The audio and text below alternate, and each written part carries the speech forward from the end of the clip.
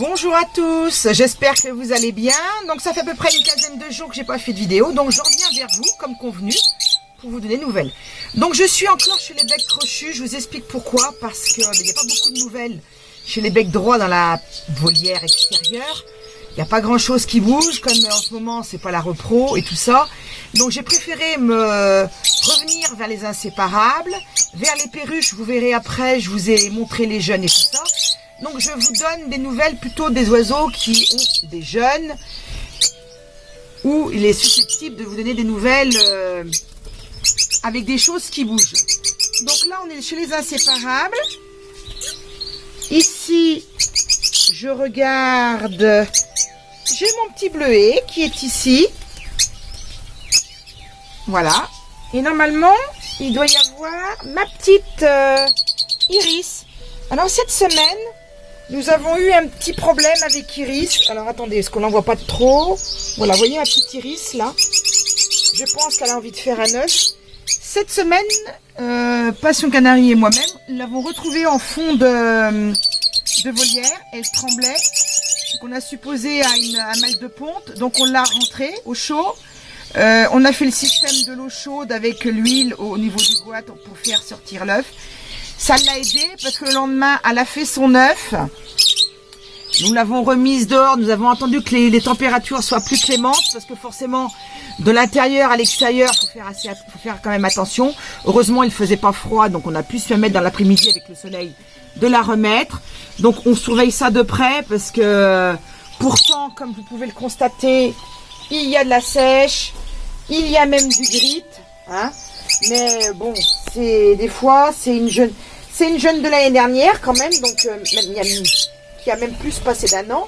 Donc normalement, elle est prête à la repro, mais elle est peut-être plus fragile. Voilà, donc petite histoire avec Iris et Bleuet. Là à côté, vous avez, vous reconnaissez mon petit papaye qui va très très bien avec sa petite femelle. Comment elle s'appelle? Eclipse, qui commence à faire son nid. Il n'y a pas d'œuf. Mais vous pouvez le constater, elle a commencé à faire son nid. Voilà. Ici, il y a le nid à cocotte, donc je ne vais pas traîner trop longtemps. Il y a des œufs, il y a 6 œufs. Voilà. Donc j'ai mis les œufs à Iris qui pondait. Je les ai mis sur cocotte, elle n'a rien dit, donc il y a 6 œufs. J'ai regardé ce matin parce que au bout d'une quinzaine de jours, je commence à mirer les œufs. Et apparemment, il y en aurait 2 de fécondés chez Cocotte. Et mon coco qui est à côté. Là, vous avez mon petit jeune. C'est un des jeunes que j'ai gardé, que j'ai décidé de garder. J'ai pas donné encore de prénom. J'attends qu'il soit... qu'on sache le sexe qu'il a pour lui donner un prénom. Voilà. À côté, vous avez Pomme et Granny qui vont très très bien. Et qui ont 2 jeunes. Donc, je vais vous les montrer. Les 2 bébés qui sont juste... qui ont juste été bagués. Voilà. Ils vont très très bien. Donc, à savoir qu'on les bague au bout d'une quinzaine de jours à peu près, ça dépend de la grosseur. Hein. C'est pas toujours, ça dépend s'ils prennent vite ou pas, s'ils grossissent assez vite. Voilà, on les a bagués. Donc, pour aujourd'hui, je leur ai donné du brocoli. Il y a du millet jaune, ils en sont très friands. Et j'ai mis des graines de chanvre. Ils aiment beaucoup aussi ça. J'en mets pas souvent, mais j'en mets à peu près 2 fois dans le mois. Voilà, là. J'ai nettoyé les bouteilles d'eau hier, elles sont propres. Donc ça c'est pareil, hein, je les lave tous les 2 jours avec du bicarbonate de soude, très important. Ici, il y a leurs graines, leur mélange de grandes perruches. Et la piscine qui est changée tous les jours.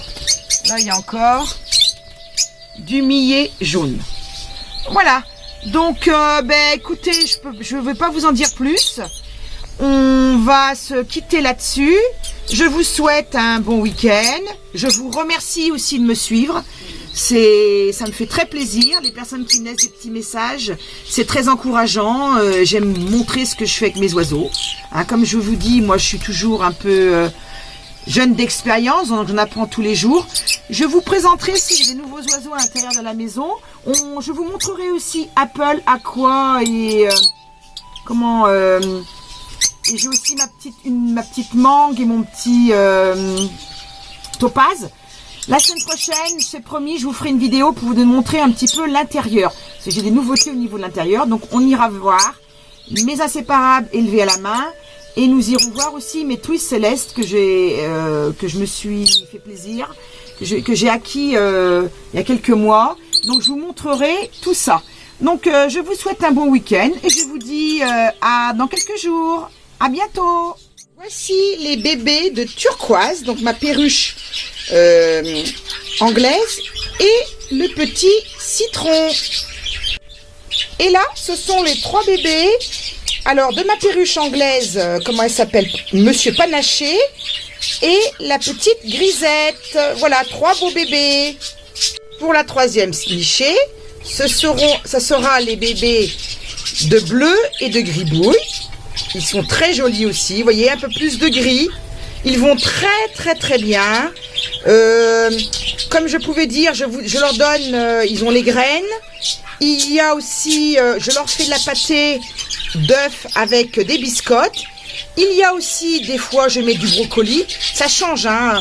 Je mets du brocoli aussi. Bien sûr, j'oublie pas le millet rouge, le millet jaune. Et ça m'arrive aussi de donner un petit peu du pain, mais très rarement, mais un petit peu. Parce que le pain, c'est vrai que ça leur donne mal à l'estomac, donc il faut éviter d'en donner trop souvent. Allez, on va passer sur la prochaine nichée. Alors, nous sommes sur la 4e nichée. Donc, c'est les 5 bébés de Ciboulette et de ma perruche anglaise, encore là. Grand kiwi. 5 petits bébés. Il va sûrement y en avoir des vertes et jaunes comme maman, des gris comme papa. Ils vont très bien. Donc, je vais vite les remettre au nid. Portée. Donc là, ici, il y en a 3. Donc, on voit pas le 3e, sa petite tête, elle est là. Donc, ça, c'est les 3 jeunes de... Comment ils s'appellent? Petit kiwi et blanche. Et elle m'a pas fait de blanc. 3 couleurs différentes. Voilà, ils vont tous très bien. Donc, je vais les remettre au nid. Allez, on va les remettre au nid. Le bleu le plus foncé. Voilà. Là, regardez, je reprends un qui ressemble étrangement à son papa, petit kiwi. Et là, on voit le dernier. Voilà, on va les remettre au nid. J'en profite aujourd'hui, hein, c'est pareil. Hein, je les sors